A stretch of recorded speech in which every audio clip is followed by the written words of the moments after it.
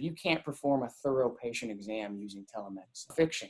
Dr. Basali, as a clinician, as somebody who's been delivering care, has managed vast array of acuities of patients. She can speak with such wisdom about the way we conduct a telemedicine exam and how comprehensive that can be. So I consider, and I'm sure as every physician does, the physical exam to be an important part of the patient's, clinical picture and the spectrum of what they're presenting with. It can really confirm, reprove diagnoses that patients present with. So what's really great about the physical exam is that it allows us to develop a relationship with the nurse or the non-nurse body, like the medical assistant, who will be helping us with the exam.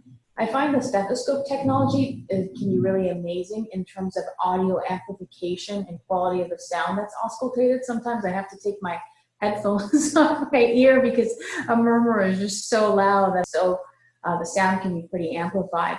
One of the other aspects of the physical exam that I find really cool, for lack of better terms, is that you can correlate your education with what you see. Because in telemedicine, you're kind of at a broader vantage view. You're not just looking at the patient's chest. You're at the back of the room. The nurse is putting the stethoscope on the patient, so you can see the monitor, and I can correlate that PQRS complex to the patient's heart rhythm and rate, and that will confirm to me the patient's cardiac examination. So in that regard, it's like having an EKG right there in front of you while you're listening, and I always find that to be reassuring, especially when someone's presenting with a rapid heart rate, such as atrial fibrillation.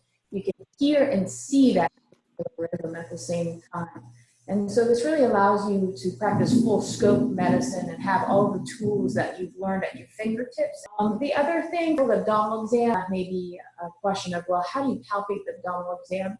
And like I was saying earlier, this is where you develop relationships with your healthcare team, because the physician is primarily the leader of the healthcare team. So I will often train the nurses that I work with to push down with the stethoscope while I'm listening.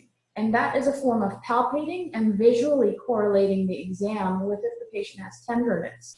The RN will also supplement as well by doing a deeper palpation exam. The neuro examination is always fun, in my opinion, because you get to zoom in really close to the face and the patient finds that to be cool. So I personally like being on the robot. It's kind of like, great technology. So it's great that we get to practice that way. The robot can zoom in pretty close to the face and will ask the patients to raise their eyebrows, puff out the cheeks, give a big smile, look for facial symmetry, cranial nerve deficits. Some of the robots allow us to show patients pictures, and this allows for assessment of comprehension. And then with short-term memory recall, I'll just pick up any object near me and say, what's this? They'll respond, that's a pen. What's this? A cup.